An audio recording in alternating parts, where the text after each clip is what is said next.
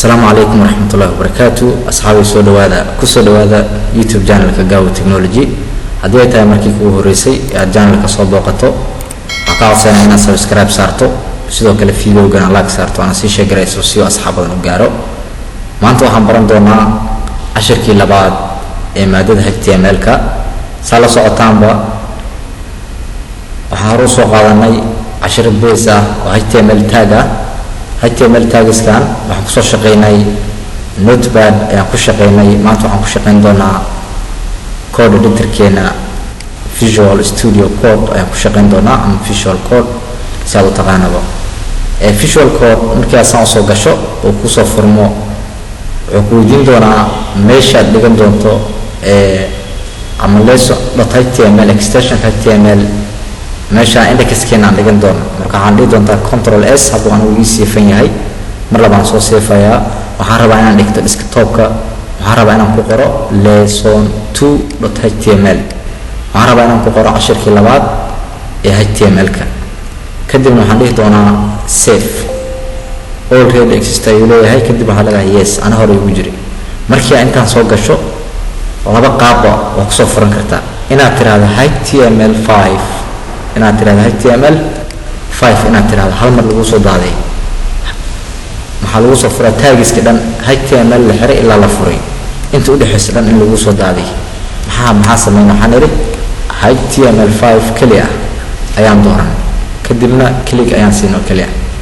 ama waxaan sameyn karnaa waxaan dhihi karnaa shift number 1 kadibna enter shift number 1 enter waayo waxaan hor u soo qaadanay cashiradeenii boodiga noogu jiray maalinka hore intaan iska soo qaado si oo aan ula soconno cashirka si aan taxanaha oo isku sii xirmo maadaama website aan sameynaynin oo rabna in intaan website gaarin sameyntiisa aan ogaano saan u shaqeyn lahaynay attributes-ka isticmaal lahaynay tags-ka isticmaal lahayn dhan special characters-ka isticmaal lahayn inaan ogaano ayaa cashiradan hordhacan ugu dhigaynaa inaan website gaarin because haddii qofka uu website-ka hore uu ka galo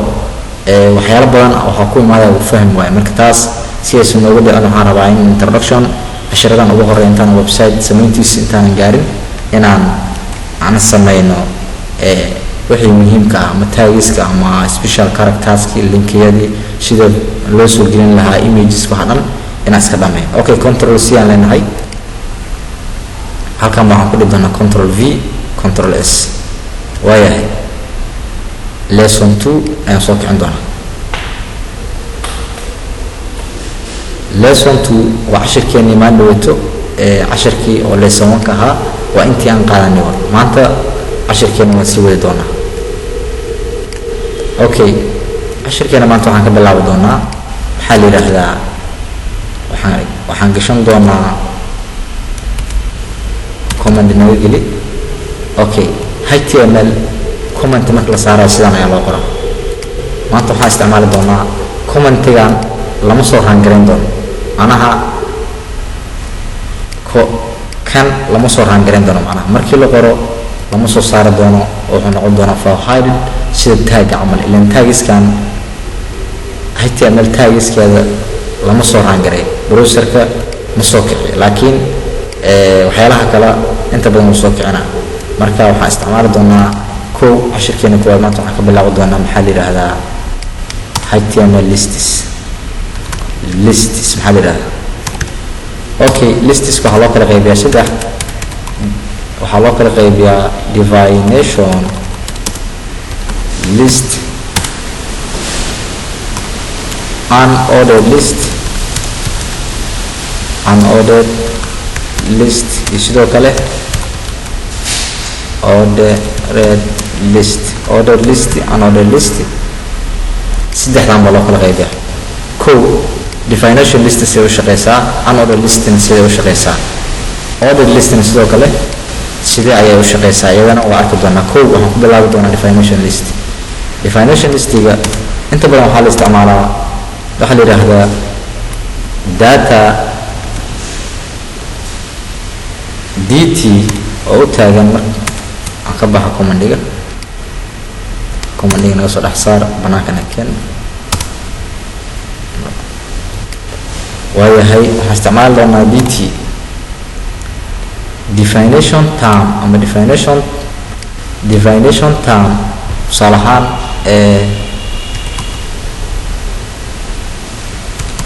shuruudaha laga rabo damiinka kow dt dd ay gashan doontaa. dd maxaa waaye? waa definition description waa yahay waa inuu ka weyn yahay waa inuu ka weyn yahay 25 sano. okay almuhim intaan noo koobiyo oo kaliya control c annaga example unbaa ugu danleena kaliya waxaan rabaa inaan ku tuso sida u shaqeysa definition lists. okay markii inta aan qorno waxaan samayn doonaa control s waa save garaysan doonaa kadib waxaan dhihi doonaa refresh. waxaa arkaysaa shuruudaha laga rabo damiinka macnaha in la geeyo shuruudaha laga rabo damiinka kow kadibna kan kale si loo hoos qoro. haddii aan intaan aan koob iraahdo oo macnaha aan qoro control c haddii intaan aan koobiyeeyo maxaa arki doontaa refresh. haddii aan iraahdo waxaan dareemi doonaa shuruudaha laga rabo damiinka markasta in la sameynayo si loo kala qoraa. intaan waxaa lagu sheegay macnaha inay halkaas hoos taalo shuruudaha laga rabo damiinka intaan in lagu baahan yahay macnaha sidaan yaa waxaa loo qoraa data listiga sidaan ayaa loo qoraa. waayahay waxaan arki doonaa ordered listiga ama unordered listiga. ordered list ul unordered list aan ku bilaabno. ul-ku waa unordered list. ul-ka waxaa ku dhex shaqeeya li-du waa list of elements. tusaale ahaan waxaan iska gashan doonaa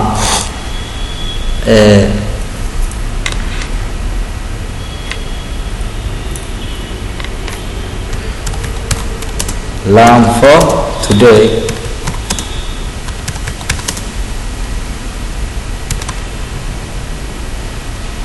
lead for tomorrow as example. learn for today lead for tomorrow li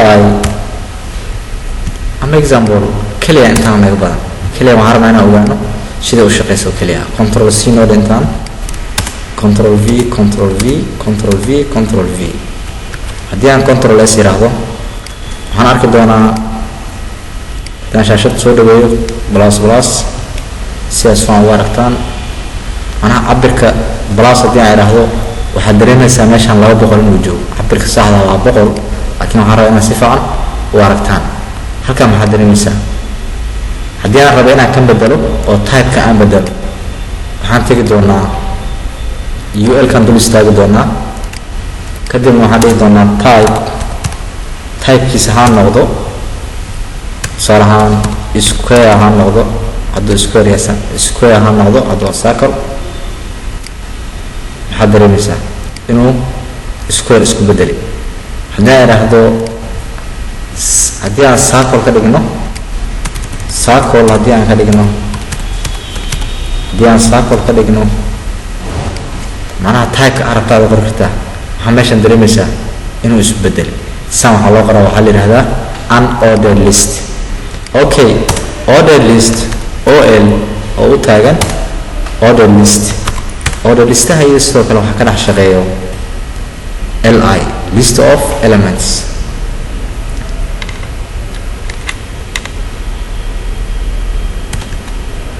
waxbarashadu waa muhiim. intaan aan iska soo qaadano aan iska koobiyeyno kaliya waxaan rabnaa inaan ku ogaano muhiimadeena waa maxay ol ul iyo mid kasta sida u shaqeeya ayaa muhiim noo ah. haddii intaan aan save garayno haddii aan intaan seefno waxaan arki doonaa in la siiyey number macnaha ordered list ahana waa maamulan kartaa a b c ka bilaabi kartaa number baa ka bilaaban kartaa number a b c oo capital a b c small waxa rabtaa ka bilaabi kartaa intay ka maamule halkan ay iman doonaa oo l ka dhaxmaadee kadib waxaan dhihi doonaa type kiisa hay noqdo salahan a capital ay bilaab dhamaan alphabetical laga dhig laakiin oo capital a b c d ilaa inta aqoonta ku xiran tahay okay haddii aan iraahdo a small iyadana maxaa dhici doona haddii aan a small iraahdo iyadana maxaa dareemi doontaa in la sii sidatan waayahay sidaan ay u shaqeeyaa haddii aan rabo a number 1 2 3 1 ayaan gashan doonaa kadib waxaan dhihi doonaa control s oo macnaha tiro halleega dhigay wana laga bilaabo doonaa 2 3 4 macnaha waxaa la isugu xijin doonaa sidee kala horeeyaan halkaas waxaan ku aragnay ol ul iyo definition list saddexdaba waa types of lists iyo sidee u shaqeeyaan buu arag okay waxaan arki doonaa inaan soo gelino image se loo soo geliyaa koraan tegi doonaa image waxaa loo soo geliyaa img kadibna waxaa dhehaysaa tab img kadibna src oo source ah src gan maxaa waaye src waa source-ka ama wadadii image-ka meeshu yeela oo tilmaami doonto image-kaada meesha haduu yeelo haddii folder uu ku jiro haddii uu banaanka yeelo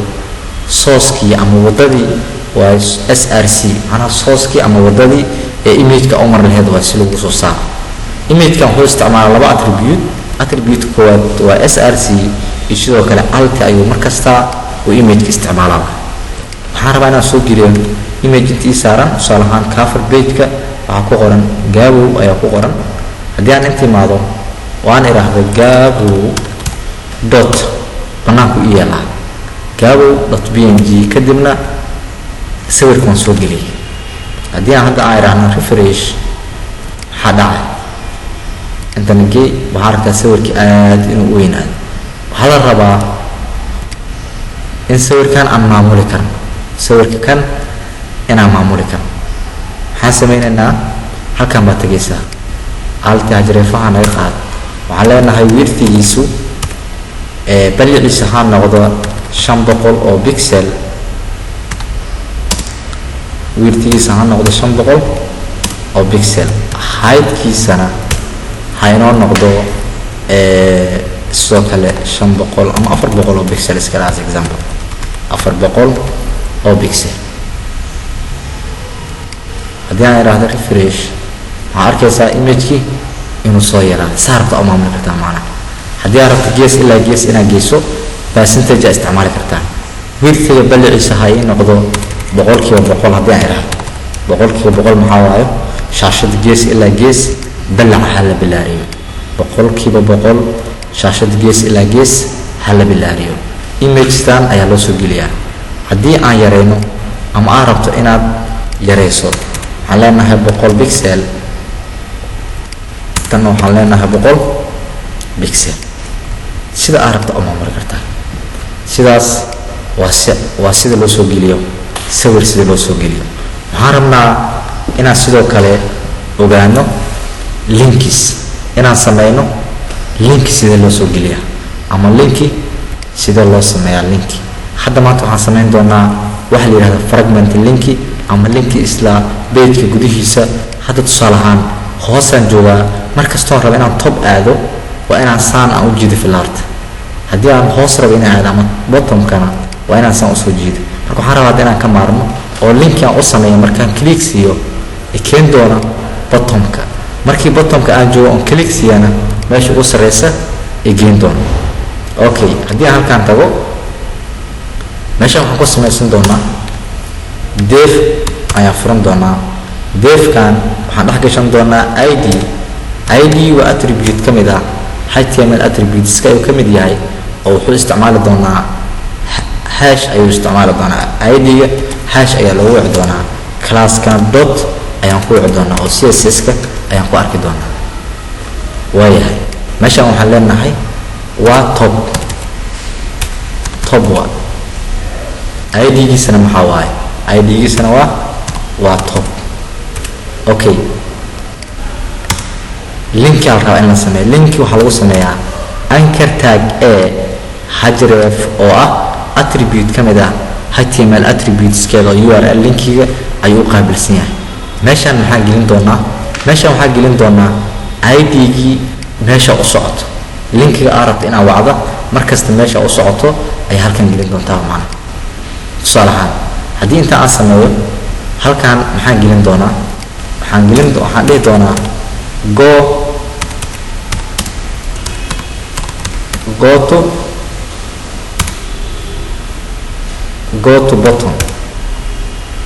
buttonka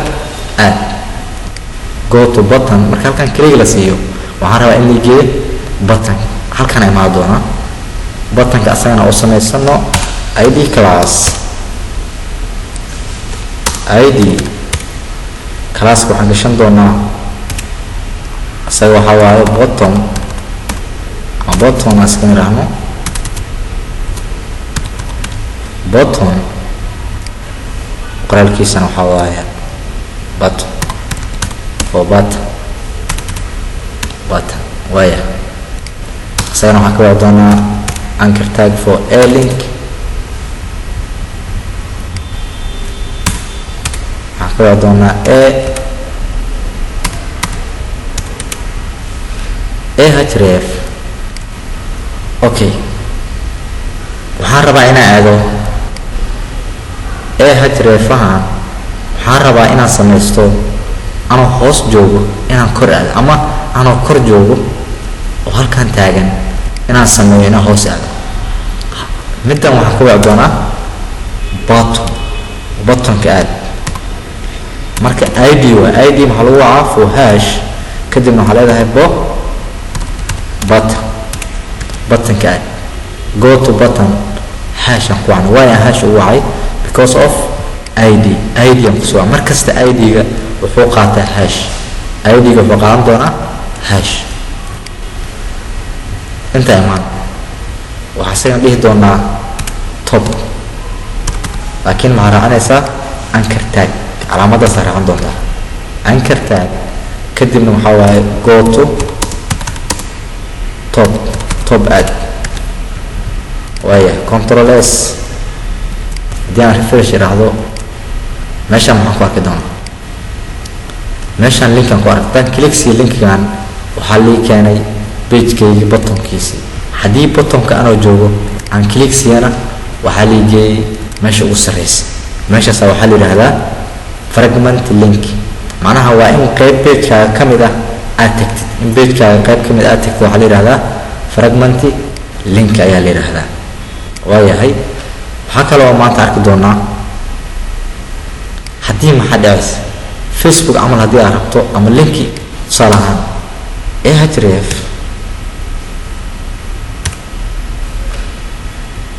Facebook haddii aan Facebook waca meeshaan Facebook soo la waca https://facebook.com haddii sidaan aa wacdo waxaa lagu geyn doonaa linkiga Facebook. markasta aljazeera waxaa rabto BBC markasta wax aad doonaysa inaan wacda ayaa linkiga lagu waca. intaas waxaan jeclahay in linkiga aan ugu dhex doono. linkiska waa gaari doonaa iyagoo CSS-ka aan qaybo kala duwan oo linkiyo kala duwan aan isticmaali doono laakiin hadda fragment linkigaas ayaa inaga filan. okay, hadda waxaan geli doonaa waxaa la yidhahdaa special characters. okay, special characters maxaa la yidhahdaa? tusaale ahaan hajwan about haddaan idhaahdo about Gabo technology haddii aan idhaahdo refresh waxaan arki doonaa about Gabo technology. okay, special characters kada waxaan isticmaali doonaa special character la yiraahdo tusaale ahaan waxaan rabaa inaan kala fogeeyo about iyo gabo inaan kala fogeeyo haddii aan doonayo inaan kala fogeeyo haddaan sidaa iraahdo maxaa dhaca control s haddii aan iraahdo isbedelka imaada maxaa waa still maxaad dareemaysaa inay isku dhow yihiin haddii aad rabto inaad wax kala fogeysto special characters la isticmaalo ayaa waxaa la yiraahdaa waxaa la isticmaali doonaa special character la yiraahda NBSB haddii aan refresh iraahdo waxaad dareemaysaa go iyo about in la kala sikiyo distance in loo sameeyo xoogaa haddii aan badiyo marka asaga haddii aan control c iraahdo control v maxaa dhacay haddii aan badiyo waxaad dareemaysaa space inay kala sikadeen waxaa loo isticmaalaa special character markaa rabta inaad wax kala sikiso ayaa NBSB la isticmaalaa copyright camal copyright se loo sameeyaa copyrightku tusaale ahaan waxaan rabaa inaan sameeyo hadwan copyright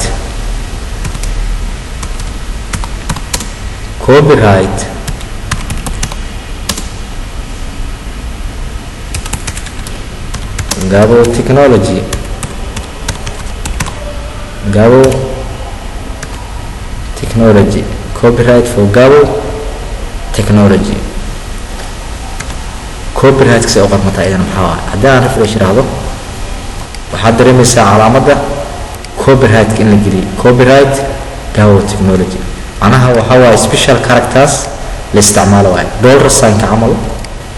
dollar sign salahan hadwan dollar sign ka asana wuxuu shaqeeyaa not for this one sina valid halena dollar calaamadda dollarka kadibna waxaan gelin doonaa qiimaha salahan $100 camal for example ana kaliya waxaan rabnaa inaan ogaano si uu shaqeyso dollar sign waxaa waaye iyadana waa special characters way badan yihiin haddii aad rabto beta dollar sign ka waxaa gamma beta tusaale ahaan beta gamma waxaasna waa isticmaali kartaa beta oo juda gamma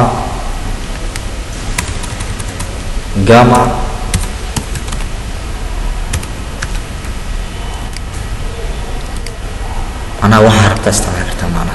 halkaasna waxaan kusoo gabagabeynaynaa special characters inta ugu muhiimsan maanta maxaan soo baran waxaan soo aragnay kow